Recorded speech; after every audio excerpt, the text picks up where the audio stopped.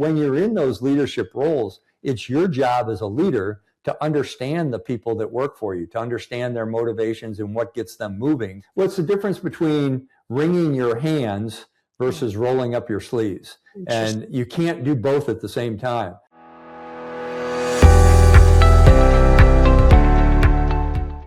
Hi, everyone. It's Christine Miles. Welcome back to Shine a Light. I have a wonderful guest here today. I'm so excited about. I'm a little nervous about because you got some stripes on your pedigree here.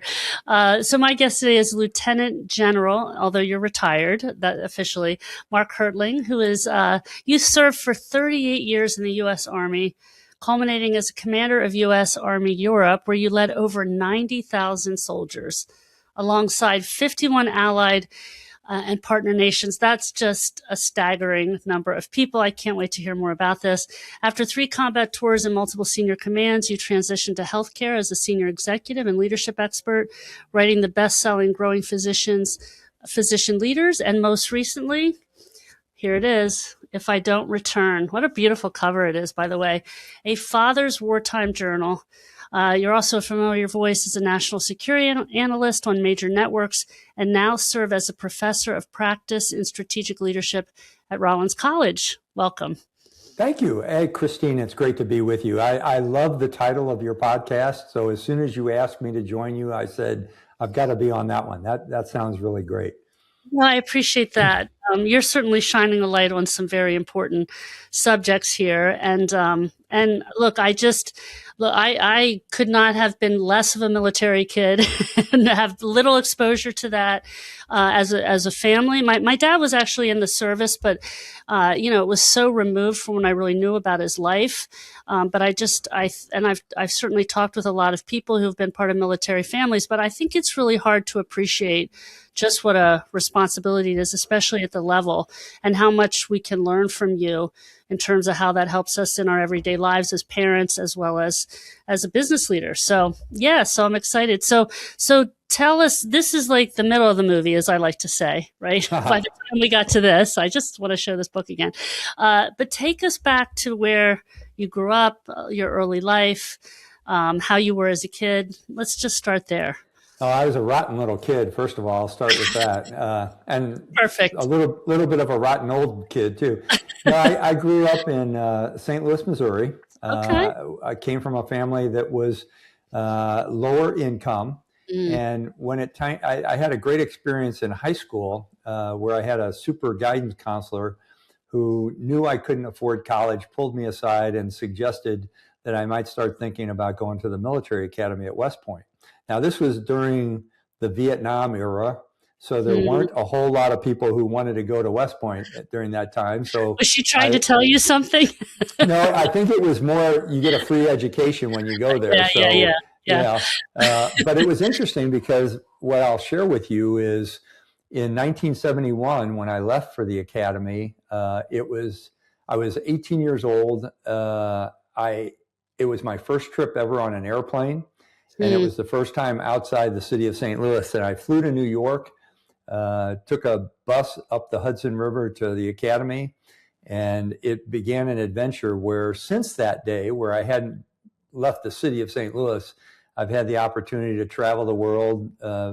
By my last count, I've been to 123 different countries. Wow. And met a whole lot of wonderful people. Understood a little bit better about cultures and the dynamics of engaging, which is why I was drawn to your podcast.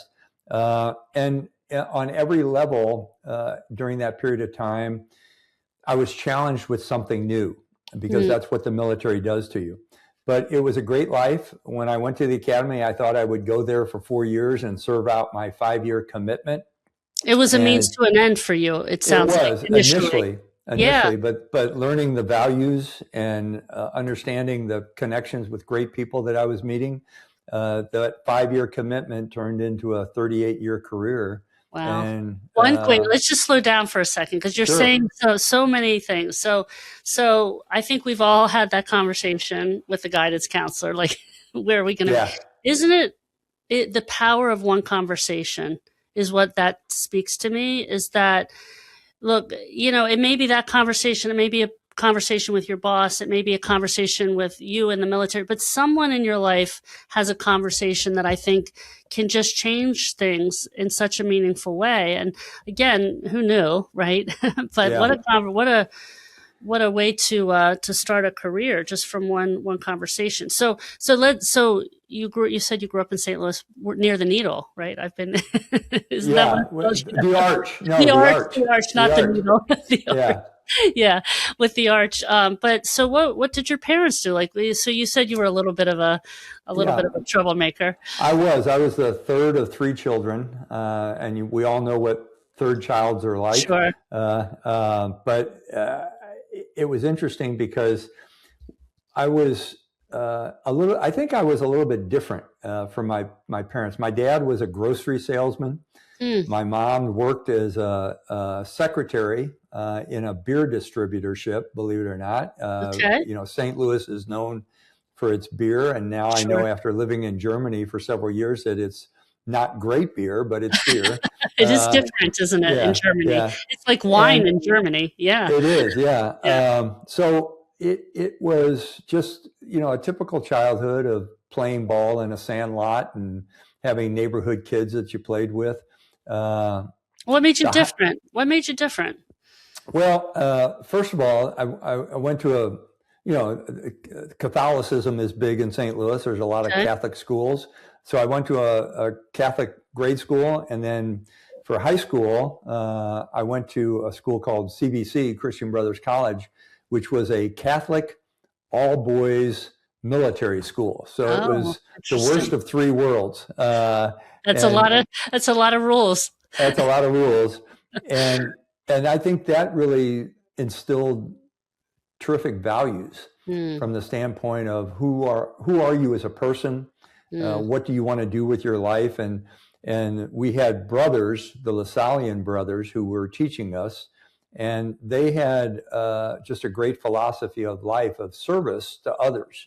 So that instilled it, and then reinforcing that, going to the military academy of service to the nation, kind of painted a picture of what I would be doing for most of my life. Yeah, so it wasn't a big leap for you to go to West Point then, even though it was maybe a means to an end, because this was part of your schooling from a pretty young age, it sounds like. Right. Yeah. Right. Yeah.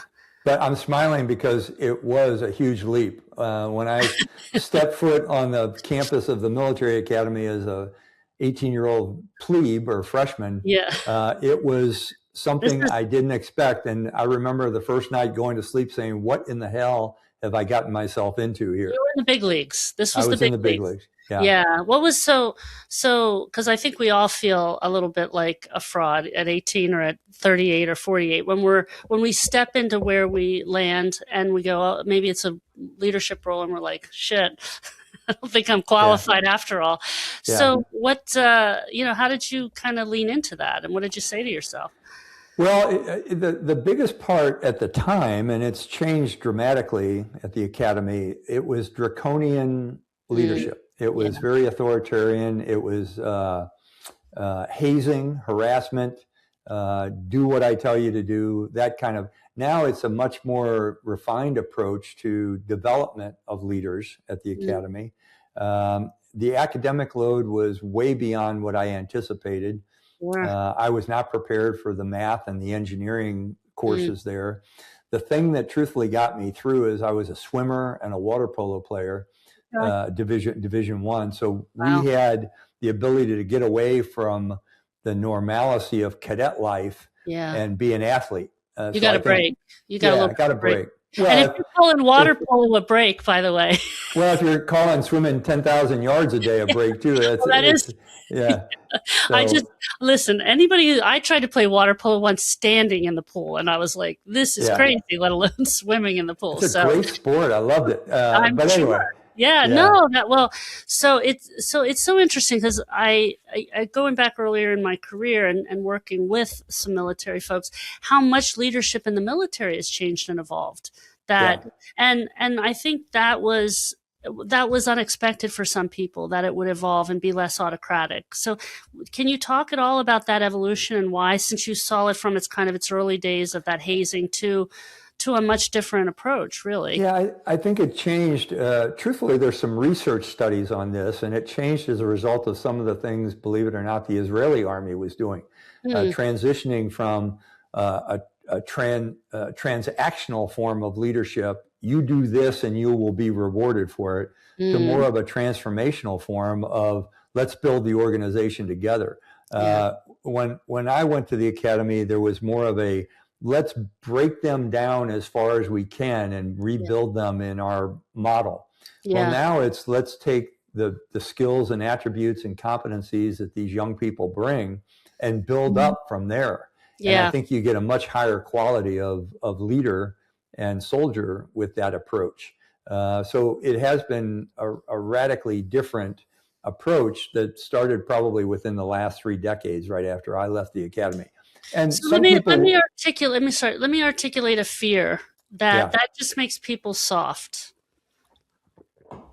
Yeah, I would rebut that fear. Tell me more, Mark. Dynamically. Tell me. Yeah, well, listen, you speak from both the organizational side and having this military side. So, because I think this is a conundrum in parenting. This is a conundrum in leadership. We talk about generational differences now. Look, I know I'm soft. I know that my comfortable life, that it would be quite a shock to have to do some very hard things, but I think this is how harsh should we be? Have we thrown too much out? So let's just talk about that from your point of view, because you've seen the results. I don't buy into that at all. What I would say is when you have people challenging you continuously to do the best you can, as opposed to telling you exactly what you have to do, it's the difference between being told what to do versus asking you how can you do it and how can you do it better. And it takes, truthfully, the human mind to say, to challenge itself. To say, how do I become a better person every single day? How do I learn more things? How do I contribute to an organization as opposed to just being told what to do? There's certainly more freedom of action. None of the challenges changed. I mean, combat is still combat. It's so interesting how simply you put that. And I think it's so profound because it's nuanced, but it's clear. It's clear. It's not about not challenging people. It's about what you're challenging them. I always say it's psychology 101. People don't like to be told what to do, and telling rarely works. They'll do it for a time, but eventually they'll go, sorry, I'm not having any fun anymore. Right? Yeah. It's just not fun. Yeah. But challenging to help them show up and how to do it in the way that works for them to still get to the result, I think is such a powerful lesson in and of itself. I mean, it's just a huge transformational shift that intuitively might seem like pretty common sense in some ways, but I think it's also very hard when we're not sure how to bring that out in people. So how do you bring that out in people? Well, you define ways to evaluate on self-discipline versus imposed discipline, holding people accountable, ensuring people know that they're responsible for accomplishing a mission or an objective. And it's a different approach. I keep going back to, it's not telling people what to think, it's asking people how to think, how they are going to solve things. And it puts more of the demand on the individual, I think, as opposed to just being, a passive receiver of orders. And I've seen that. But, truthfully, I'll share this with you, Christine. My class, I was class of 1975 in a very tough period of time in the nation's histories. I fought in a couple of wars and served in a bunch of peacetime environments. Last year, the class of 25 at West Point graduated. And we have a program now which did not exist when I was a cadet, where you have what they call an affiliation program. So your 50-year affiliation class goes through the whole 4 years with the current class. So class of 75, we mentored and participated in some things with the class of 25. And what I'll tell you from my experience in doing a lot of things with that class of 25, I would not have been able to be a part of the academy today. Mm. They're just doing so many things Yeah. that are so much more challenging and difficult. The young woman who was the class of 25's class president, a young woman by the name of Catherine LaRue, she's now at Oxford as a post West Point degree. Wow. And she's going to eventually go off into the service.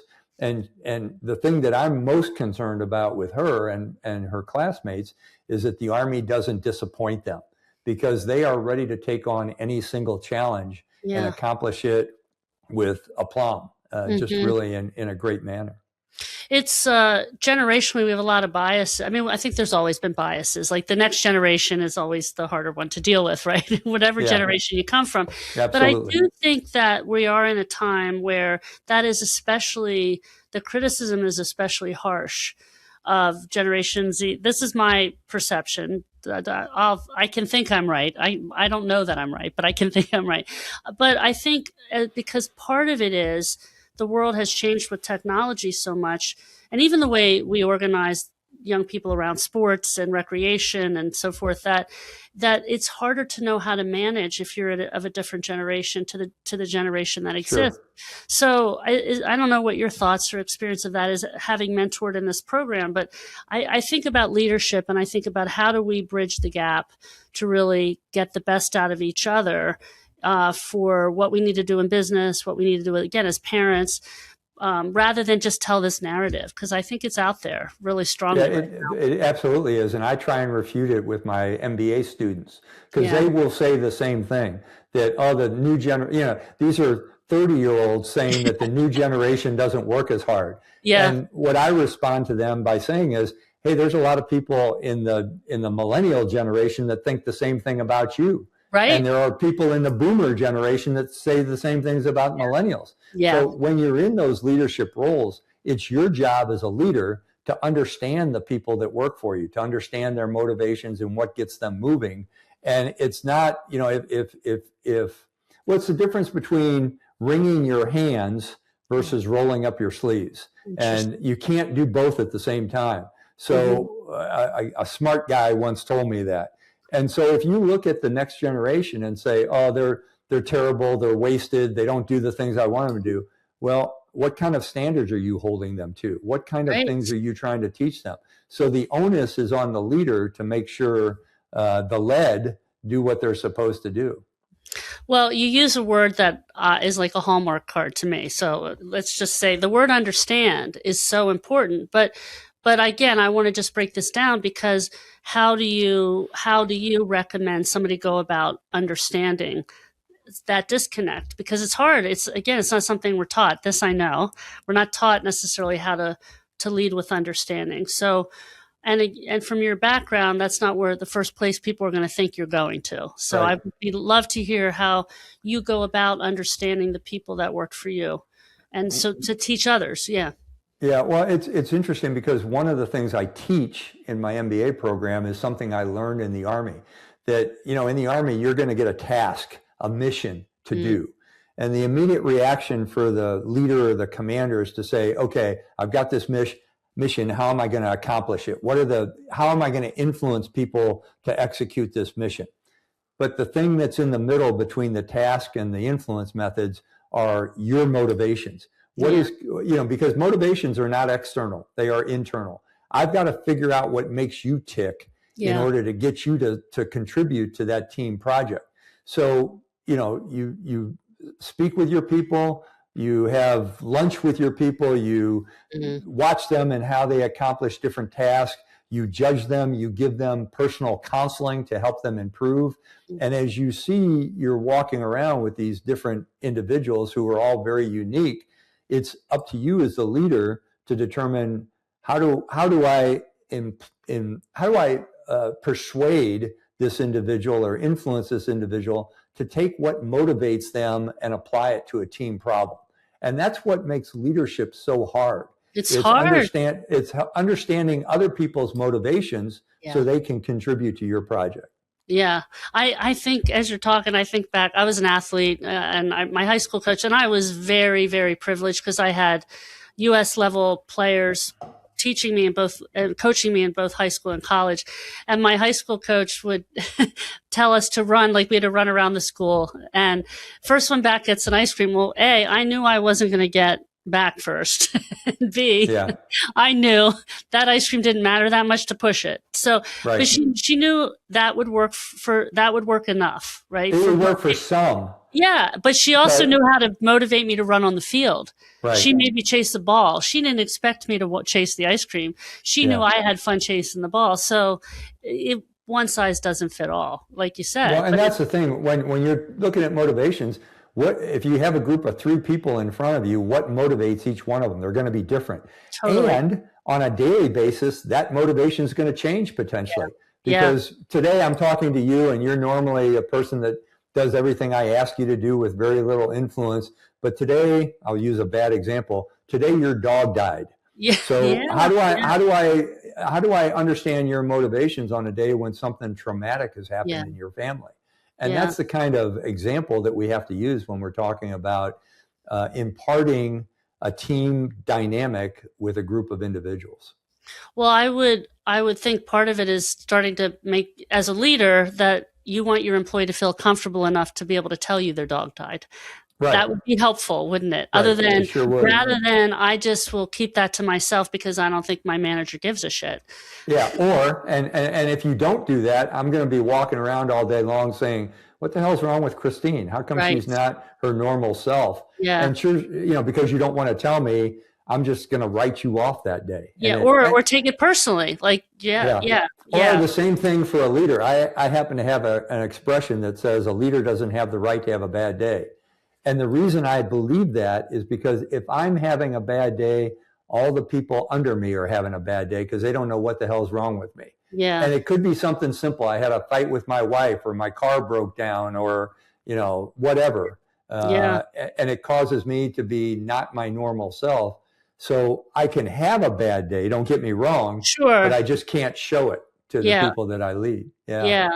Well, this is part of why it's such a responsibility and why it's not for everybody, right? This is not a role for everybody. Right. And that's the other thing I think is that we think that leadership is the way to advance our careers and the way to, but it isn't necessarily what's always going to make us the happiest. Right. Yeah. Because it's both a privilege and a responsibility. It absolutely is. Yeah. Yeah. So get to know them, understand them, observe is what I hear you saying, not just watch and observe and notice how people work, what makes them excited, and then have the conversation, right? Yeah. My dad used to have an expression as a salesman. He said, the good Lord gave you 2 eyes and 2 ears and 1 mouth for a reason. Yeah. You probably should use them in that ratio. Yeah. Speak less, listen, and see more. Yeah. Yeah. And I love the intent behind that. I really do. And what I know is that our own stuff, like you talk about training, that we're not trained how to do this. We're not trained how to listen with our ears are the vehicles, right? Our brains are the problem. The brain it's what is between the ears that gets in the way. So this is where, even from a communication standpoint, I think we need to be trained really both on how we communicate output as well as how we understand, because it's not an automatic for most of us. It's not, if we observe it, if we've been, we need to be taught this skill so that we can be better at it. So, So you go from West Point, and then tell us how you get into writing every day about your life. Oh my gosh. Well, that book came about. I had a previous book that I wrote when I was working in healthcare that was actually a healthcare bestseller because no one else had written anything about it. It was called Growing Physician Leaders, and it had to do with a course that I taught at a large healthcare system to physicians and nurses to help them integrate themselves into what's called an interprofessional group where different cultures come together. But this one was a little bit special, the book that you just held up. It came from a journal that I had written back in the 1990s, 1991, because I was going off to war and we were told that our unit, because of our mission, was probably going to sustain about 50% casualties. So you talk about trying to... Less than half of you are coming back in the same at Correct. all, or in any kind of condition at all. That's what that means, at all. Yeah, okay. we were deployed to Desert Storm, and looking back on it, everybody now knows that was a relatively quick and easy conflict, but it wasn't as easy as most people think. But our mission was, our unit's mission was to be out in front of a division, which is a unit of about 20,000 soldiers, and our job was to find the enemy. Well, we were going against a force in Iraq that had just finished an 8-year war with Iran. It had great equipment. It was the fourth largest army in the world. Saddam Hussein had used chemical weapons against his own citizens, so we were concerned about that. So in knowing that there was a coin flip chance of me coming home, and we had 2 small boys, they were 10 and 8 years old at the time, I started writing a journal to leave to them, to talk to them about growing up, to address... Your father from afar. From right? A father who was no longer with them. Yeah. And so it covers all sorts of things. Well, what was that like? Could you writing it back then? Well, it was, what I do is I just pick a topic every single day and just write about it. Yeah. But it was a distraction, first of all, for what we were preparing to do. Sure. But it was also a gift to sons that I was missing, and my wife that was back in Germany with the 2 boys. So it was challenging, but every day it would help me. I would look for a topic and then just write about silly things or some very deep things, emotions, love, friendship, the things we were eating. And then when the war started, after we were through with the combat, I wrote what happened in combat. So the tone of the book changes a little bit, and then it changes again when I come home. But here's what happened. I went home. Here's a spoiler alert. I did survive. So did all of our other soldiers. You made it? I'm glad to hear it. Yeah. And I threw the book in my footlocker because our boys were still young and they were too young to read it and didn't have the cause for it. Well, what I found out is our youngest son, asked my wife. Get this credit right. Get this credit right. Right. He asked my wife, where's that journal that Dad wrote? This was a couple years ago. And what he did, because he had become a soldier too when he grew up, he typed it up for me and presented it to me at Christmas as a surprise Christmas gift. Wow. And what he said was, hey, Dad, it's pretty obvious reading this journal what you were doing. You were preparing my brother and I for if you didn't come home. Wow. But now you have 5 grandsons. Now you've got to tell them the rest of your story about life. So what I did is I took each one of the reflections, which was a pretty good outline for a book, and wrote what happened between 1991 and 2025. Wow. And talked more life lessons about how they could become better human beings and better people. So it's really a focus on family and leadership and love and also combat experiences. So I think it will resonate with a whole lot of people. It's not just a war book. It's a 30-year story in a book. Right. It's 30 years of wisdom in a book. Probably interestingly in like your earlier younger self, and also reflecting on that as who you are today. So and the changes. Yeah. And what's your biggest takeaway from reflecting on all this? Well, the first thing I'd say is, if I could offer advice to anybody, any of your listeners, keep a daily journal about your life. Because when you look back on things you did, and I hadn't looked at this journal in 35 years. Sure. So when I look back on it, there were some pretty interesting things in it. The second thing is that no matter what you're doing, no matter what profession you're in or what your personal situation, if you ever have a choice between being a good businessman or a good teacher or a good lawyer or whatever you are, a good podcaster or a good human being, choose being a good human being, because that will make you great at whatever you do.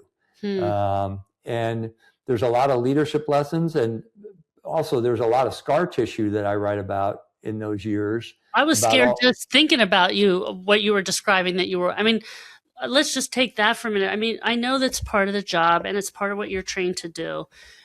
And you're walking into what you and your troops are thinking, we're not, half of us aren't coming back. Right. And that's terrifying. Well, it gets back to your earlier conversation about how do you influence people to do a tough job? That's a tough job. How do you get to their internal motivations? And everybody thinks it's easy that, generals and captains and lieutenants just give orders and people follow them. That's not the case at all. You have to positively influence people to contribute. But when you sign up to be a soldier, when you take that oath, you are putting your life on the line. So it's time to do what you say you were going to do. Yeah. So how do you motivate in those moments? Like, so I get it that you have to tap into the individual and understand them, but there's also has to be a collective movement that has to happen also, right? And I think about, again, I take this into what most of us are going to experience, because most of us aren't in the military. So how do we have to lead a change in an organization that's unpleasant, and that's tough, and change is hard. Change is really hard. So make a parallel from a real experience that you did in your military experience and that mission to day. Well, day to day, I mean, every organization that you can think of, name one, and I can tell you what their crisis is. And we experienced that day-to-day kind of crisis during COVID. And I happened to be working at a hospital there. Oof.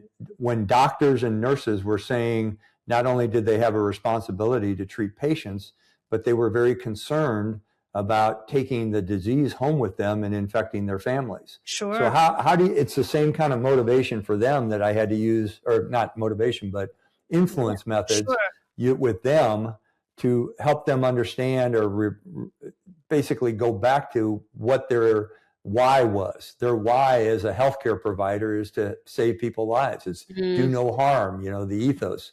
Yeah. Now, those are extreme crises, and that's why they're good examples that they apply. We make it harder than it has to be in some ways, right? It's like, yeah, that makes sense that you tap into the why. I had a call earlier today. It was the same thing, talking to a client about how do we get people to want to follow us in a business situation. You can be incredible at the work.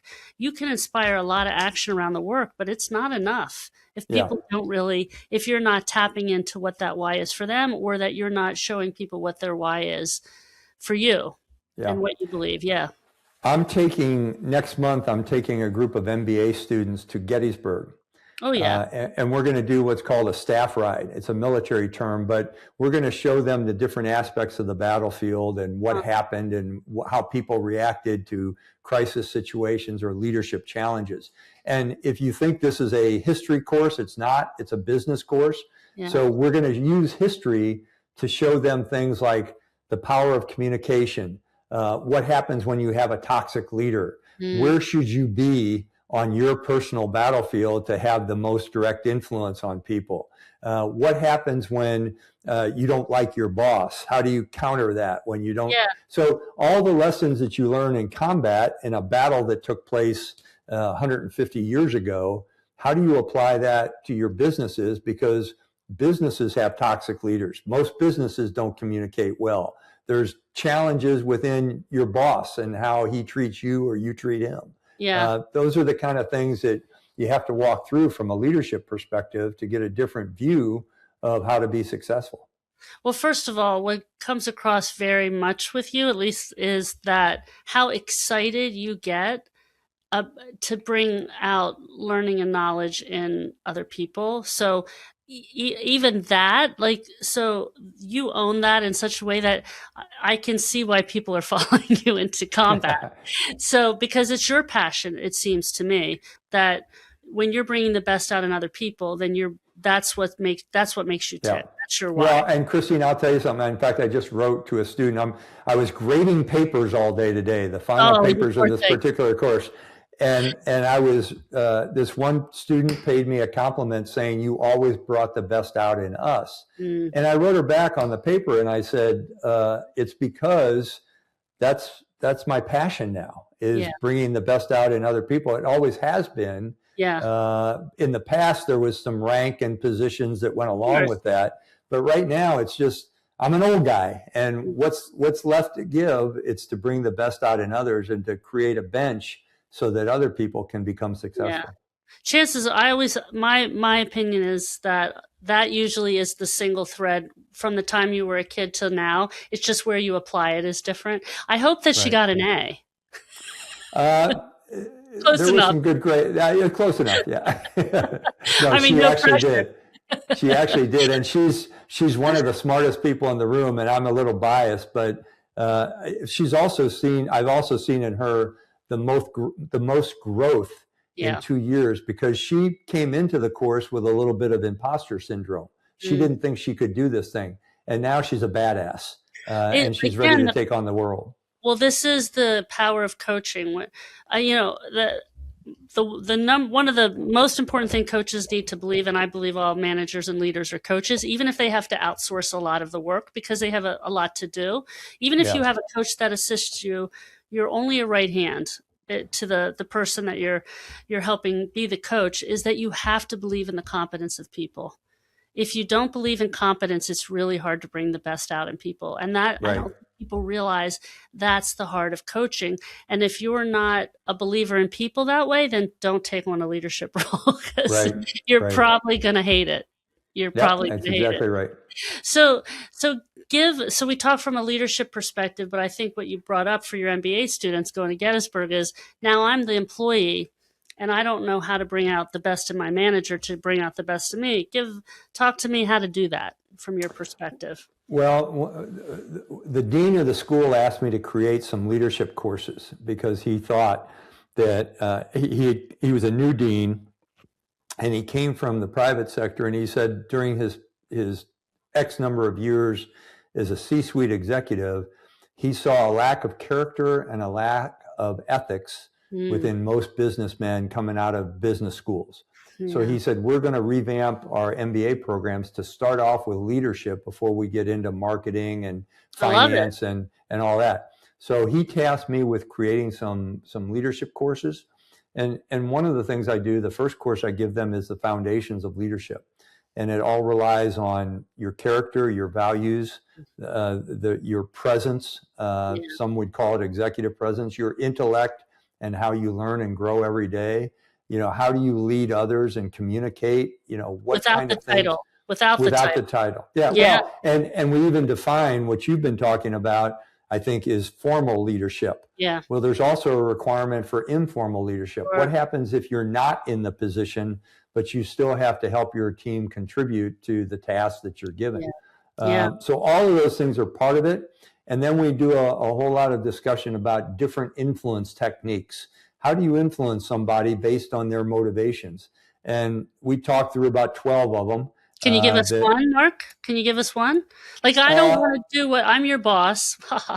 Let's do it that way. I get to be your boss. That's good. And I gave you a directive, and you don't agree with that directive. Right. Tell me more. Well, first of all, if you're my boss, we also have a segment of this course, which is leading up.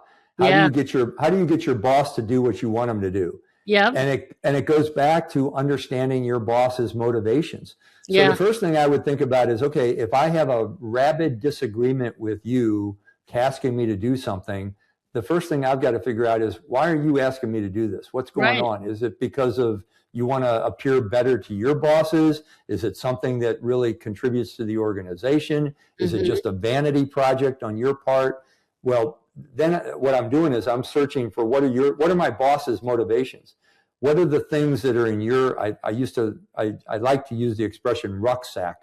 What is in your rucksack? What's a rucksack? Sorry. The thing that you put on a backpack. Oh, a backpack. Well, that's the military term for it. I got you. So how many things as my boss have you had stuffed into your backpack that you're dealing with that I have no idea about? And how do I, as your employee, contribute to you having less things to worry about that are in your backpack. So if I still don't disagree with what you're doing, or I don't understand what you're asking me to do, then I maybe think of another solution and come to you and say, hey, Christine, you asked me to do this thing, and I'm maybe a little bit confused about exactly what it is we're trying to achieve here. I think what we're trying to do is this. Is there something I'm missing? Well, then if you just say, hey, Mark, you're being a pain in the ass, just go do what I'm telling you to do. Yeah, well, that's what was going to come out next, Mark. Yeah. I've got more problems then. Yeah. Okay. Yeah. Because I've got a boss that's not listening to me, who just sees me as a servant. Yeah. And that's the worst kind of leader. Yeah. So sure, for a while I'll do that. But if you continue to treat me like that, Christine, even though I need the money and the security, I probably am going to leave your employment. Talent's hard to keep if you treat them that way. I do think I do think that exists, by the way. Sure it does. Absolutely. I don't think it's the majority. I think what happens, it's so important what you're saying. I think the majority of what happens is directive is given, and we tell ourselves a story about what that directive means, and then we get ourselves wound up and upset, and then we don't know how to communicate what actually, and we don't think there's another way, so then we start to do it, and then we resent the boss, and there's a lot of invisible problem that's happening there over the fact that we don't see that there's another way. It's interesting. In most businesses, research says that most businesses fail. The primary reason is poor communication.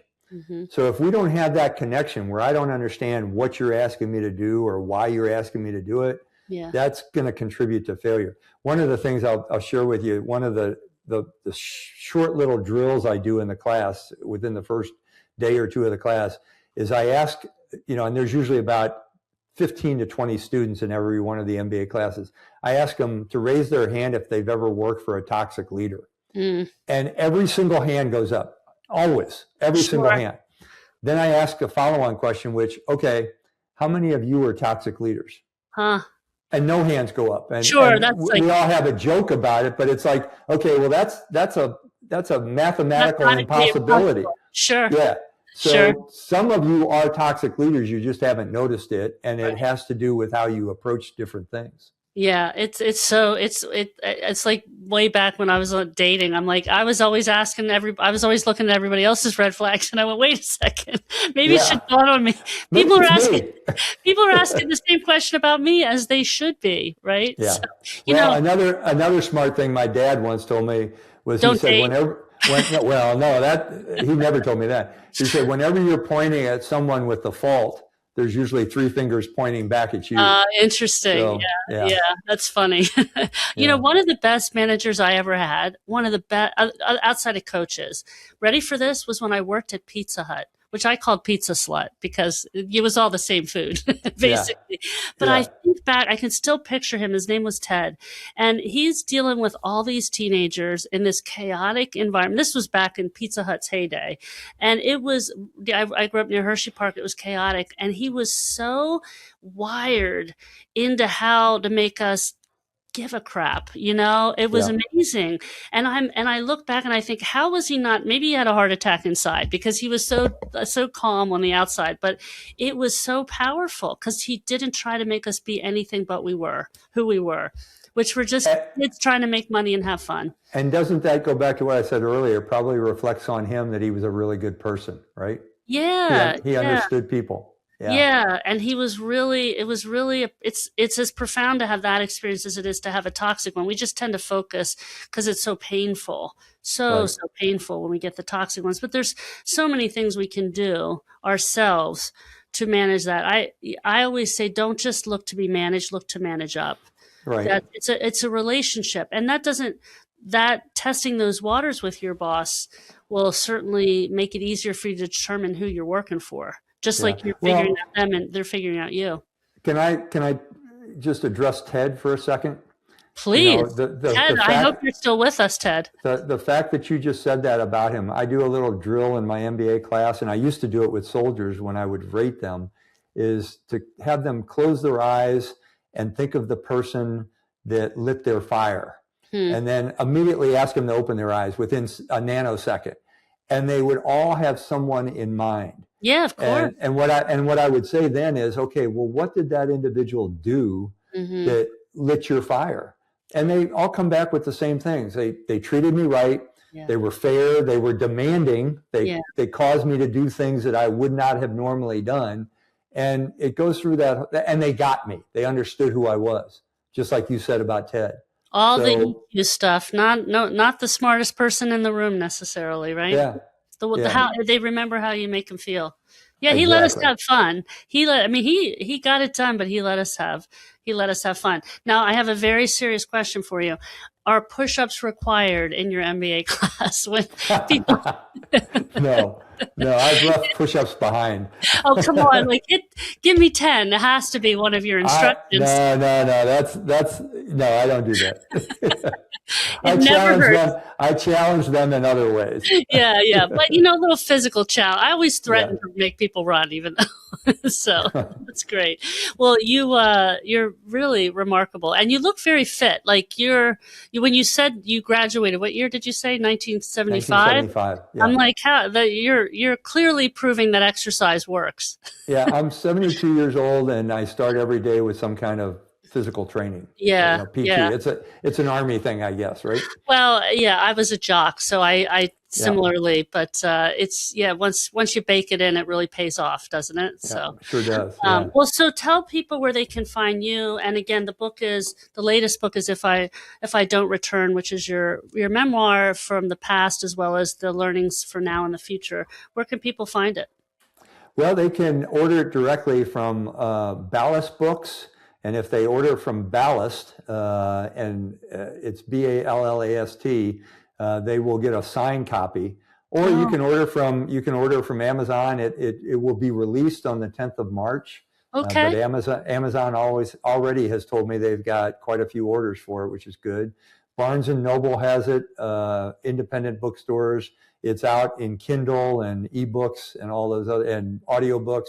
Oh, tremendous! Yeah, tremendous. And let's see. I guess that summarizes the books. But we're in the early stages of the final push toward advertising the book. Yeah. And we're doing so far. I was in a conference in DC this past weekend, and I had a book signing and a pre-sale, and I sold over 400 of them, which is pretty good for a book, from what I understand. That's pretty good for an initial book. Yeah. Well, there's a lot. Look, what you've done is not for sissies, if you don't mind me saying, in terms of the number of people that you've led and the fact that you want to pay it forward to others so that we can learn from the wisdom is really special. And so please go to Ballast Books if you want to get a signed copy. Find it all on all the other major outlets. Yep. Look for it. Probably by the time this podcast you're listening, the book will have been launched. It'll be past March 10th. But but thank you so much.